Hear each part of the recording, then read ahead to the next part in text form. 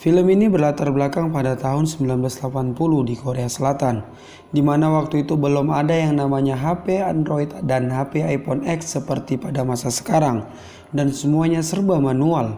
Tapi pada masa itu, sudah ada semacam tip atau radio, terlihat bahwa supir taksi tersebut sedang menikmati sebuah lagu dari radio mobil miliknya.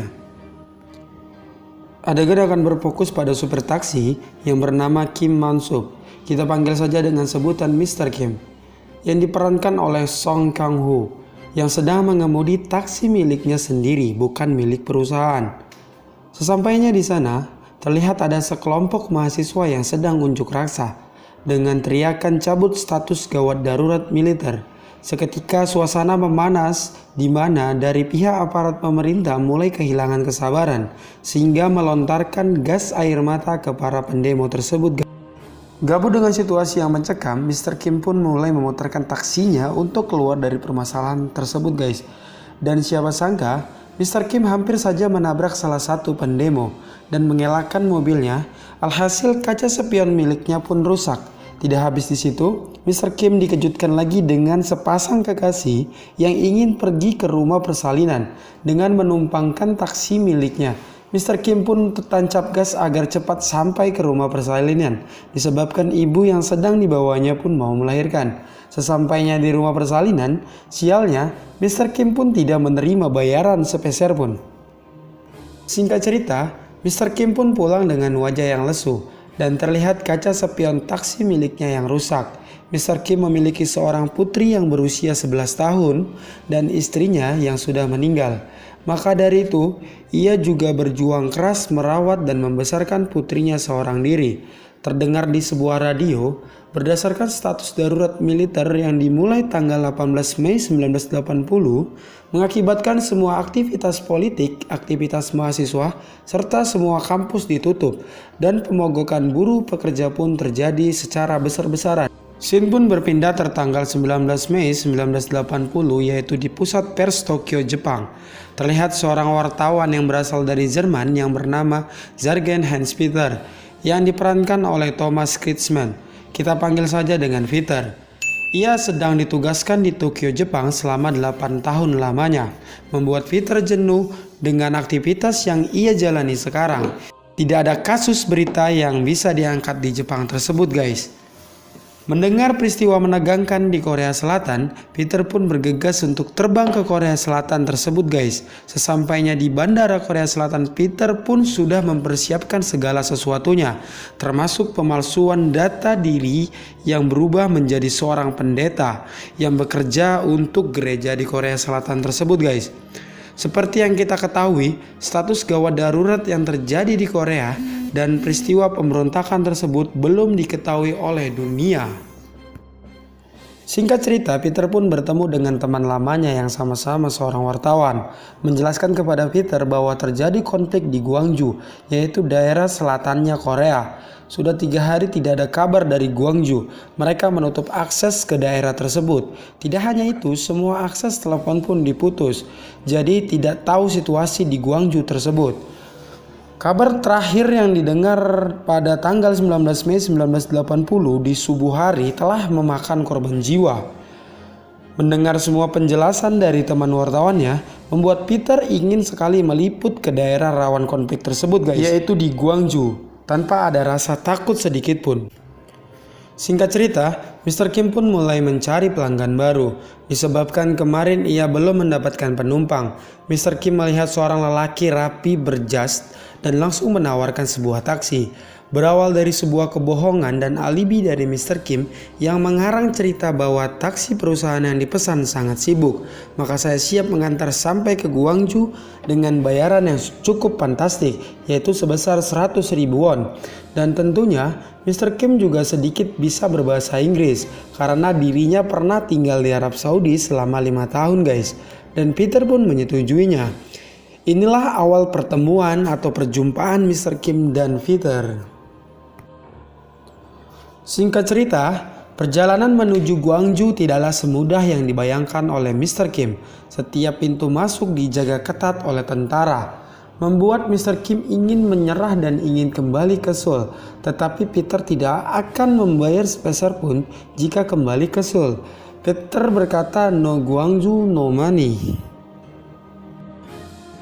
No Gwangju, no money. Mr. Kim pun semakin bingung. Di satu sisi, semua pintu menuju Gwangju ditutup semua. Di sisi lain, ia inginkan uang itu untuk membayar sewa rumah dan membelikan sepatu baru buat putrinya. Tanpa pikir panjang, Mr. Kim pun ingin tetap melanjutkan perjalanan menuju Gwangju walaupun merasa kesulitan untuk tetap bisa menuju ke sana. Tapi bukan Mr. Kim namanya kalau tidak bisa melobi tentara tersebut. Dengan kecerdasan IQ rata-rata yang ia miliki, Mr. Kim mengarang cerita kembali bahwa penumpang saya adalah seorang pembisnis besar dari Amerika Serikat. Ada dokumen penting yang harus diambil di Gwangju. Alhasil, tentara pun percaya dan mengizinkannya untuk ke Gwangju tersebut.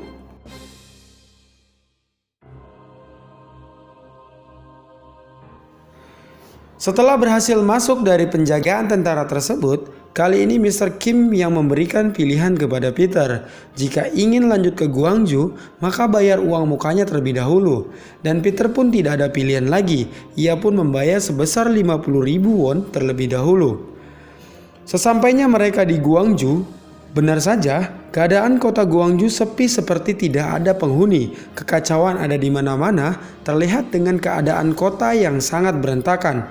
Peter pun sambil merekam keadaan yang terjadi di sana dan tiba-tiba ada sekelompok mahasiswa menghadang mobil Mr. Kim dan Peter. Sekelompok aktivis mahasiswa pun senang dengan kedatangan wartawan tersebut.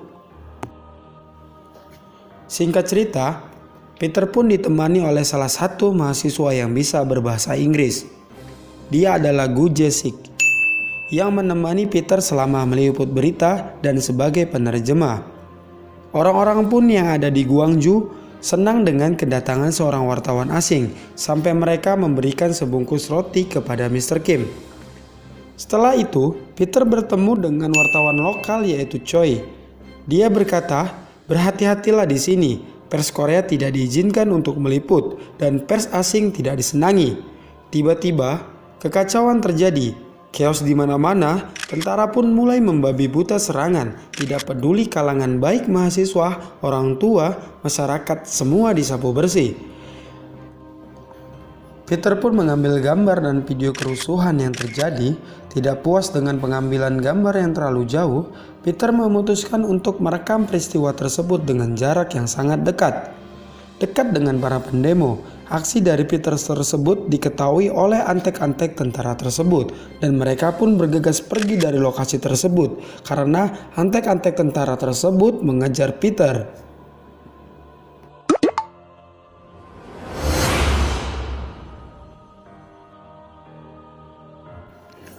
Singkat cerita, akhirnya mereka lolos dari pengejaran tersebut. Dan Peter juga sudah mengambil beberapa gambar dan video untuk disiarkan ke semua dunia. Karena peristiwa ini tidak diketahui oleh seluruh dunia, maka dari itu salah satu mahasiswa Gwangju yaitu Gu Jae-sik yang memperjuangkan keadilan tersebut berterima kasih sekali kepada Peter yang memiliki niat baik untuk menyiarkan tentang tragedi tersebut. Ketika ingin kembali ke Seoul, tiba-tiba mobil taksinya mogok dan mengharuskan tinggal semalam lagi di Gwangju tersebut, guys. Singkat cerita, adegan berfokus pada para tentara yang telah mengetahui biodata wartawan tersebut, yang telah memalsukan diri menjadi seorang pendeta dan berencana untuk terus melakukan pencarian terhadap Peter. Lanjut, diperlihatkannya Mr. Kim dengan keadaan mobil yang sedang mogok karena sudah jalan sebanyak 600 km per hari, membuat mesin taksinya menjadi jim panas. Mau tidak mau, Mr. Kim pun terpaksa harus bermalam di Gwangju. Di suatu sisi, Mr. Kim khawatir dengan anaknya yang berada di rumah yang telah menunggu kepulangan dirinya.